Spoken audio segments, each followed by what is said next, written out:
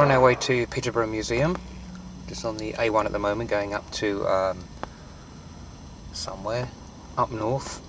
Looking forward to this a lot actually, because Peterborough Museum is supposed to be quite active. Every time Phil Wyman's Dead Haunting Nights team have been there, there's always something seems to happen, so it should prove very interesting. I'm very interested in going down into the cellar.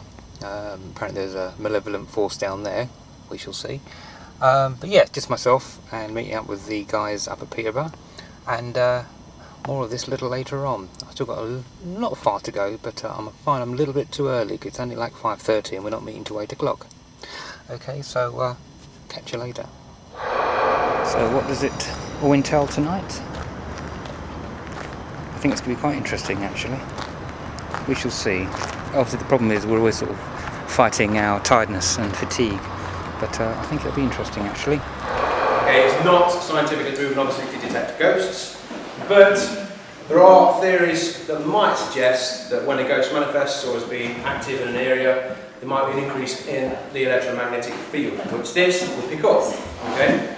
So anything between a reading of 2 and above could be indicative of paranormal activity. I say could because we say it's not scientifically proven in this subject to detect ghosts. It still says if you want to take photos as you go around, that's fine. But please, as a matter of courtesy, and as you're doing so, if you've got a flash on your camera, obviously in the darkness, please just say flash before you take the photo, because otherwise everybody will be going, I'm blind, for about 5 minutes afterwards. As you go, yeah, it is good, that one.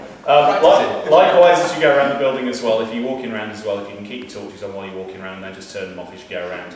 Just make sure your torches are pointed at the floor. Now, you have to understand, I won't mention anything unless I'm completely sure that I've seen something, because it's not really worth kind of speculating on something that might have been there. Do you know what I mean?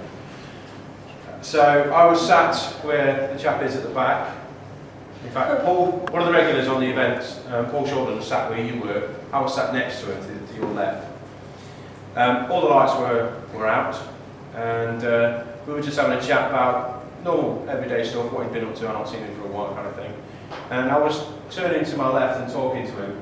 And as I turned back, there was an arm from the shoulder, bare arm from the shoulder, bent at the elbow, so it's kind of like that, right in front of my face, about that far from my face. He was wearing a black jacket, Paul was, full arm length jacket. He was sat with his hands on his lap, as far as I can remember. No idea what this arm was, but it was there for a couple of seconds, split seconds or so, and it had gone. The guys who were filming it kind of like, what's the matter? And I had to kind of think about it first, as I say, because I won't mention anything unless I'm completely sure that I've seen it. But I did see it. It was there, right in front of my eyes. So it was a bit of a freaky experience. Also, the part of me, the scientific part of me, I would look at every logical explanation. First of all, yeah. I don't take anything for granted. The door opening in our last investigation, whenever all the doors are open, there's a really good EVP. We've got no explanation for that at all.